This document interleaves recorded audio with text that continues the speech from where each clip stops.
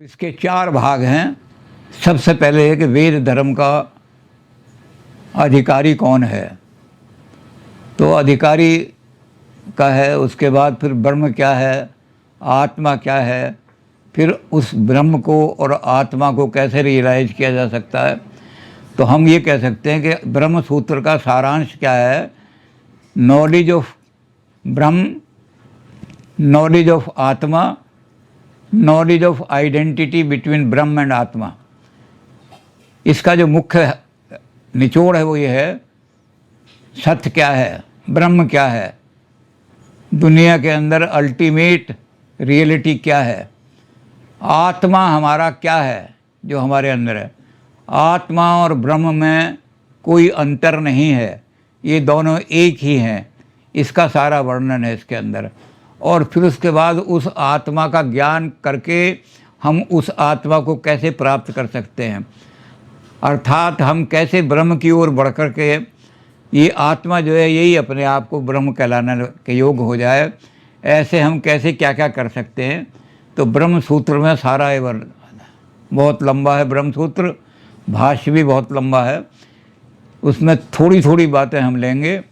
हम निचोड़ ये लेंगे कि शंकर ने ब्रह्म सूत्र में से जो निचोड़ निकाला वो ये था, उसको हम बहुत ही संक्षिप्त में कह सकते हैं, ब्रह्म सत्यम जगन मिथ्या जीवो ब्रह्मैव नापरा। ये इसका निचोड़ है। ब्रह्म सत्यम, अगर कोई चीज़ सत्य है तो ब्रह्म है, ब्रह्म ही सत्य है और कोई चीज़ सत्य नहीं है। दूसरी चीज़ उन्होंने कहा ब्रह्म सत्यम जगन मिथ्या। अब ये शंकर के जो शब्दावली है उस शब्दावली को समझना भी बड़ा मुश्किल है। शंकर का जो शब्द है मिथ्या, उससे लोग भ्रमित हो जाते हैं और कहते हैं जी शंकर तो इस दुनिया को मानता ही नहीं। लेकिन चतुसूत्री नाम की किताब जो शंकर ने लिखी है, 4 सूत्र जो हैं, ब्रह्म सत्यम जगन मिथ्या जीवो ब्रह्मैव नापरा, दोनों में भेद नहीं। तो इन्होंने जब जगत को मिथ्या का शब्द जो आया किया है, तो शंकर ने कहा कि मिथ्या का मतलब असत नहीं है। सत माने एग्जिस्टेंट, असठ माने नॉन एग्जिस्टेंट। जैसे बंध्या पुत्र है, बांझ स्त्री का पुत्र, ये नॉन एग्जिस्टेंट है। आकाश कमल नॉन एग्जिस्टेंट है।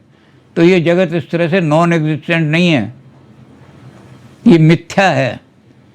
अब मिथ्या को क्या है, मिथ्या में ये है कि जो सदासद भाव है वो मिथ्या है। इसको समझने में जो आम आदमी हैं उन्होंने बिल्कुल नाश मारा है उसका, शंकर के दर्शन का। जो विद्वान आदमी जानते हैं कि सदासद भाव है मिथ्या। मिथ्या ना तो सत है ना असत है, ना नॉन एग्जिस्टेंट है ना एग्जिस्टेंट है, उसके बीच में। तो सदासद का मतलब हुआ कि जो है तो असद यानी झूठ है वो, लेकिन दिखाई देती है सत्य की तरह से। या इसका उल्टा कह दो, वो है तो सद लेकिन वो दूसरे रूप में हमें दिखाई दे रही है, उस रूप में दिखाई नहीं दे रही जिस रूप में वो वास्तव है। वो इसलिए हम उसको ये नहीं कह, नॉन एग्जिस्टेंट नहीं कह सकते। हम ये कहेंगे कि उसका रूप बदल गया है, वो किसी और रूप में दिखाई दे रही है। तो मिथ्या का मतलब है मिथ्या सदासद है। तो जगत जो है सदासद है।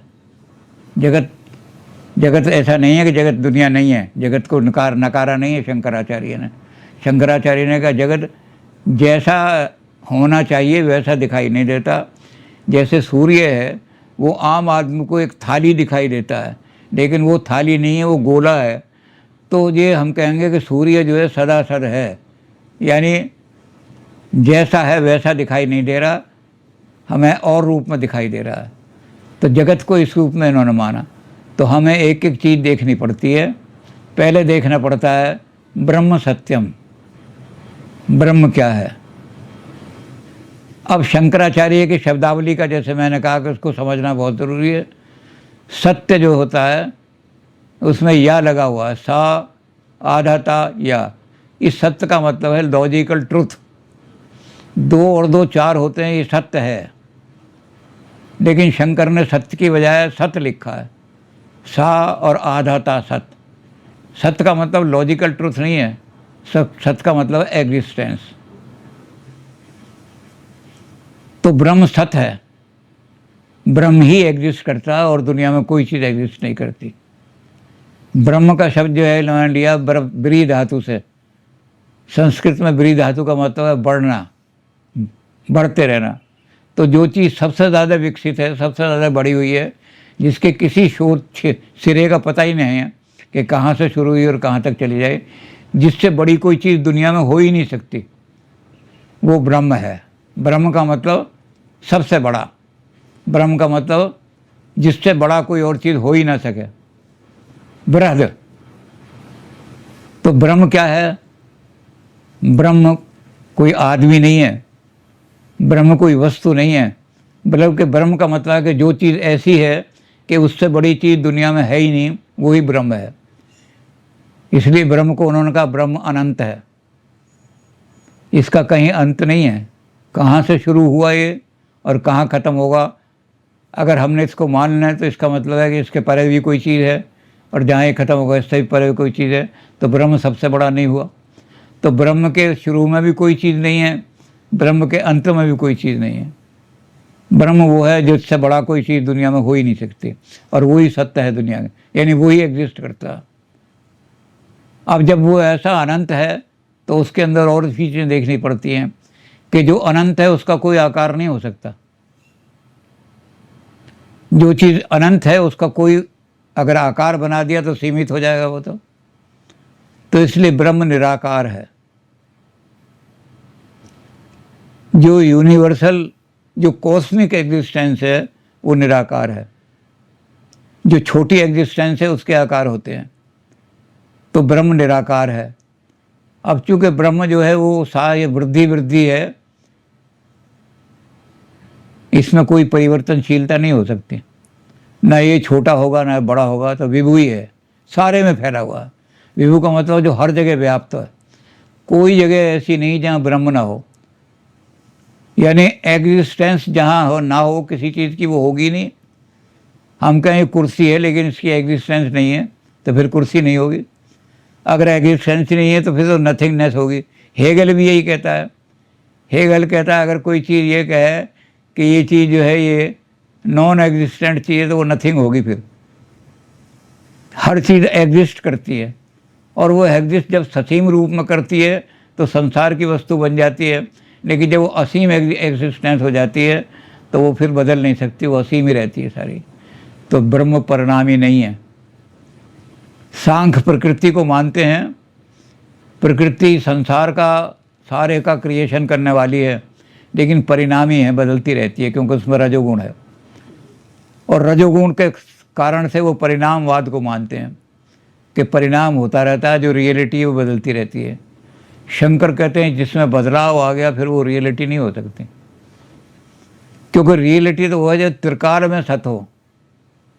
पहले भी सत थी, आज भी सत्य है, और आगे भी सत्य रहेगी। आदि सत्य, जुगादि सत्य, है भी सत्य, होशी भी सत्य। आदि सत्य पहले भी एग्जिस्ट करता था और बाद में भी एग्जिस्ट करता रहेगा। है भी सत्य, आज भी एग्जिस्ट कर रहा है और आगे भी एग्जिस्ट करेगा। जो निर्बाध सत्य है, जिस सत्य को कोई बाधित नहीं कर सकता, जिस सत्य को कोई रोक नहीं सकता, जिस सत्य को कोई कहीं किसी से बाधा नहीं डाल सकता, वो परम सत्य ही ब्रह्म है। अब जब परम सत्य ब्रह्म हो गया तो इसका मतलब विकारी नहीं है, उसके अंदर कोई विकार नहीं आ सकता। सत्य सत्य रहेगा हमेशा। ना सतो विद्यते भावो, ना भावो विद्यते सतः।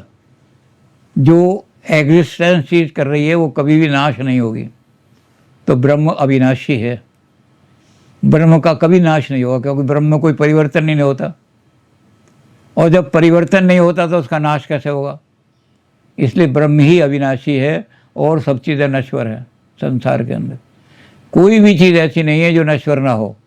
जो सीमित होगी वो नश्वर होगी, जो असीम है उसका कोई नश्वर नहीं हो सकती।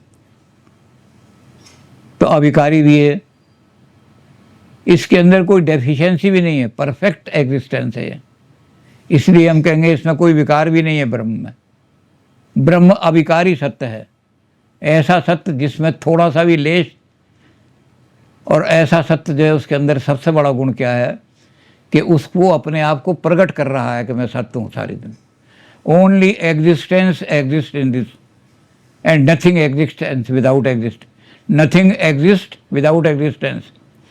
एग्जिस्टेंस के बिना कोई चीज़ एग्जिस्ट नहीं कर सकती, और जो एग्जिस्टेंस है वही एग्जिस्ट कर रही है दुनिया के अंदर, इसलिए उसमें कहीं विकार नहीं आ सकता। और चूंकि आदि से अंत तक वो सारे में फैली हुई है, इसलिए उसको कोई टुकड़ों में भी नहीं बांट सकता। जो चीज़ खंडित हो सकती है उसका नाश भी हो सकता है। तो ब्रह्म अखंड है, अखंड मंडलाकारम। जैसे मंडल होता है, सर्कल होता है, उस सर्कल को बीच में से कहीं से ये नहीं बता सकते कि ये इसका सिरा है और ये इसका एंड है। ऐसे ही ब्रह्म जो है वो अखंड है, उसको कोई खंडित नहीं कर सकता। उसका कहीं भी ऐसी जगह नहीं है कि ये कहो, क्योंकि जो चीज़ खंडित होने वाली है, इसका मतलब तो न्याय जो है, न्याय और वैशिष्ट क्या कहते हैं कि सारी दुनिया एटम से बनी हुई है, और एटम जो है छोटे छोटे पार्टिकल है। तो जो उनका विचार है, शंकराचार्य कहते हैं कि जो चीज़ एटम से बनी हुई है वो एटम अलग भी हो सकते हैं। और फिर एक वो सवाल करता है उनसे कि एक एटम को दूसरे एटम से क्या चीज़ अलग करती है? क्या चीज़ वो भौतिक है या अभौतिक है? क्या चीज़ वो सत है या असत है? अगर वो सत है तब तो एटम एटम से अलग हो ही नहीं सकता। सत को सत से सत अलग कर रहा है, इसका मतलब सत ही सत है, कहीं अलगाव हुआ ही नहीं। और सत को असत सत से अलग कर रहा है तो असत भी उतना ही रियल हो गया जितना फिर सत, और असत में क्या रियल रहा। इसलिए एटम से बना हुआ ब्रह्म नहीं हो सकता। जो एटम से बना हुआ होगा वो ब्रह्म नहीं हो सकता। ये वो है जो निराकार होने के कारण से अखंड है बिल्कुल, और इस अखंड को कहीं एटम में नहीं बांटा जा सकता, किसी भी एटम में। तो ब्रह्म व्यापक है, ब्रह्म परम सत्य है, ब्रह्म अनंत है, अनादि है, और स्पेस और टाइम की कोई कैटेगरी ब्रह्म पर लागू नहीं हो सकती। स्पेस के शब्द हैं कहाँ, किस जगह, किधर, इधर, ये स्पेस को, दिक को वर्णन करने वाले शब्द हैं। ये शब्द ब्रह्म पर लागू नहीं हो सकते। ब्रह्म कहाँ है? ब्रह्म तो हर जगह है। आप उसको कहोगे कहाँ हो, तो आप कैसे कहोगे कि यहाँ नहीं है ब्रह्म? ब्रह्म हर जगह है। अगर आप कह दोगे कि यहाँ अगर नहीं है तो इसका मतलब ब्रह्म टुकड़े हो गया, ब्रह्म के खंडित हो गए। तो इसलिए ब्रह्म पर ये देश, इसी तरह टाइम, कब, तो कब का शब्द ही नहीं लागू हो सकता, किस समय ये लागू नहीं हो सकते, क्योंकि जो अनादि है उसका कब बताएंगे, कब से शुरू हुआ ब्रह्म, तो कोई पता नहीं लगा सकता। अब ये सबसे बड़ी चीज़ें होने के बाद ब्रह्म जो है अनादि है, अनंत है, निर्विकार है। तो ब्रह्म के अंदर सबसे बड़ी बात यह है कि जो चीज़ें निर्विकार होती हैं उनके अंदर कोई गुण भी नहीं होता। प्रकृति के 3 गुण हैं, सतोगुण, रजोगुण और तमोगुण। तमोगुण तो अंधकार है, अंधकार कभी भी उसको नहीं ढक सकता। रजोगुण है वो हमेशा परिवर्तनशील होगा। ब्रह्म परिणामी नहीं है, ब्रह्म के अंदर परिणाम नहीं हो सकता, बदल ही नहीं सकता। ब्रह्म ब्रह्म ही रहेगा। Existence will always remain existence, कभी नहीं बदल सकता। तो ना उसमें सतोगुण है, ना उसके अंदर रजोगुण है, ना उसके अंदर तमोगुण है। वो तीनों गुणों से परे है, कोई गुण उस पर लागू नहीं किया जा सकता। तो निर्गुण है ब्रह्म जो है। अब ब्रह्म के अंदर ये सब चीज़ें आ गई तो एक चीज़ हो जाएगी कि भाई ब्रह्म है क्या। ये जो आपने बताया तो उन्होंने कहा कि ब्रह्म अनिर्वचनीय है, भाषा में ब्रह्म का वर्णन नहीं हो सकता। वेद भी ब्रह्म को नेगेटिव डेफिनेशन देते हैं, पॉजिटिव डेफिनेशन कोई नहीं है।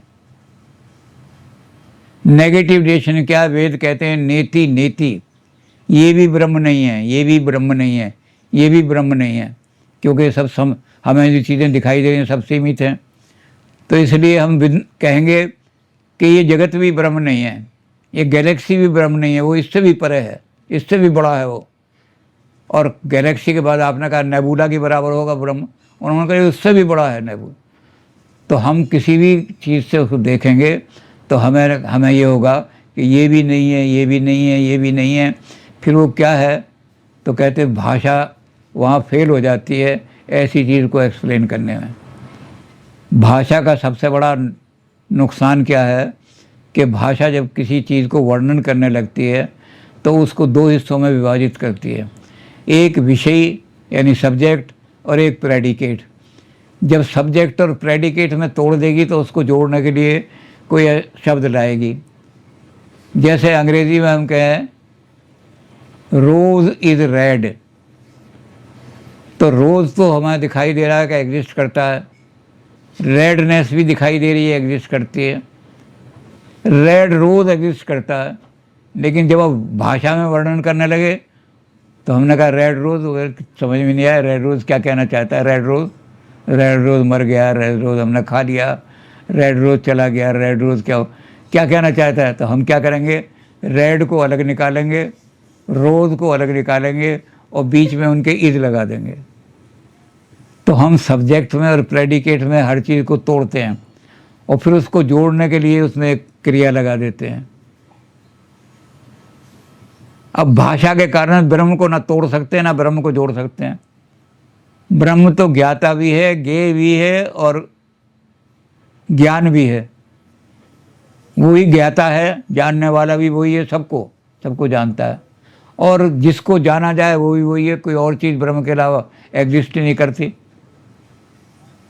और उनका ज्ञान जो होगा दोनों का वही है। तो फिर भाषा में कैसे आएगा वो? भाषा ऐसी हो ही नहीं सकती जो परफेक्ट भाषा हो। सारी भाषाएं इम्परफेक्ट हैं। इसलिए हमने कहा कि ब्रह्म जो है वो अनिर्वचनीय है, उसको शब्दों में आप वर्णन नहीं कर सकते, उसकी अनुभूति हो सकती है। और उसमें बड़ा अच्छा उदाहरण दिया है उन्होंने कि जैसे आपने मिठाई खाई और उससे आपको स्वाद आया, वो किसी को बताने लगे, आपने कहा कि बड़ी मीठी चीज़ थी, तो उसने कहा कि हमारे गांव में जो गुड़ बनता है ऐसी थी। उसने कहा अबे गुड़ नहीं, वो रबड़ी बहुत बढ़िया। कहते रबड़ी का कैसा स्वाद था, तू मीठा बता रहा, मीठा तो गुड़ होता है, तो चीनी जैसी होगी। उन्होंने कहा चीनी नहीं, उससे भी और भी तरह का स्वाद। उन्होंने कहा फिर स्वाद बता। उसने कहा आप रबड़ी खाओगे तभी आपको स्वाद पता लगेगा, किसी से कंपेयर नहीं कर सकते उसको। तो ब्रह्म की तुलना भी चूँकि किसी चीज़ से नहीं की जा सकती, इसलिए ब्रह्म को कैसे बताएं हम, जब मामूली चीज़ जो है उसको नहीं बता सकते कि मुझे कैसा स्वाद आया रसमलाई खाने में। जिसको बताओगे, वो जिसने रसमलाई देखी नहीं, वो कहेगा कि अच्छा मीठी मीठी होती है रसमलाई, मुलायम सी होती है। तो हाँ, उन्होंने कहा फिर शक्कर जैसी होती होगी, ये शक्कर हमारी बड़ी मुलायम। उन्होंने कहा भाई बहुत वो और चीज़ होती है। तो सारी भाषा को आप खंगोल लो, लेकिन अनुभूति जिसकी हो रही है सिर्फ उसको अनुभूत कर सकते हो, उसको वर्णन नहीं कर सकते। और जो अनुभूत नहीं कर सकता वो वर्णन नहीं कर सकता। Symbols can not be defined, symbols can only B demonstrated. एक आदमी ने पीलापन है, जन्मांध आदमी है, आप उसको 10 किताबें लिख के भी दे दो पीला क्या होता है, उसकी समझ में नहीं आएगा पीला क्या है। उसको थोड़ी आंखें खोल दो डॉक्टर के पास जाके, उसको ये होता है पीला। तो किताब में तो तुम पता नहीं क्या क्या कह रहे थे, पीला इसे कहते हैं। तो जो अनुभूत वस्तु हैं, जिनको केवल अनुभूत किया जा सकता है, उनको डिफाइन नहीं किया जा सकता। तो ब्रह्म जो है उसको डिफाइन भी नहीं किया जा सकता। उसको नेगेटिव शब्दों से नेगेटिव तो कह सकते हैं, ये ब्रह्म नहीं है, ये ब्रह्म नहीं है। मैंने ये कहा, मैंने कहा तू ब्रह्म का ज्ञान चाहता है, ये ब्रह्म है। उन्होंने कहा नहीं, ये ब्रह्म नहीं है। तो ब्रह्म इसमें भी नहीं आता। अब ब्रह्म के अंदर एक गुण है, सबसे बड़ी बात, ब्रह्म निर्गुण होते हुए भी ब्रह्म अपने आप को व्यक्त कर रहा है हर जगह। जब चीज़ें एग्जिस्ट कर रही हैं तो इसका मतलब एग्जिस्टेंस नाम की कोई चीज़ है, नहीं तो एग्जिस्ट ही ना करती कोई चीज़। तो उसको ब्रह्म के अंदर अपने आप को व्यक्त करने की शक्ति है। ये ब्रह्म का स्वरूप लक्षण है, यानी ब्रह्म के स्वरूप में है ये। और जो चीज़ अपने आप को व्यक्त कर सकती है उसे चित्त कहते हैं, चैतन्य।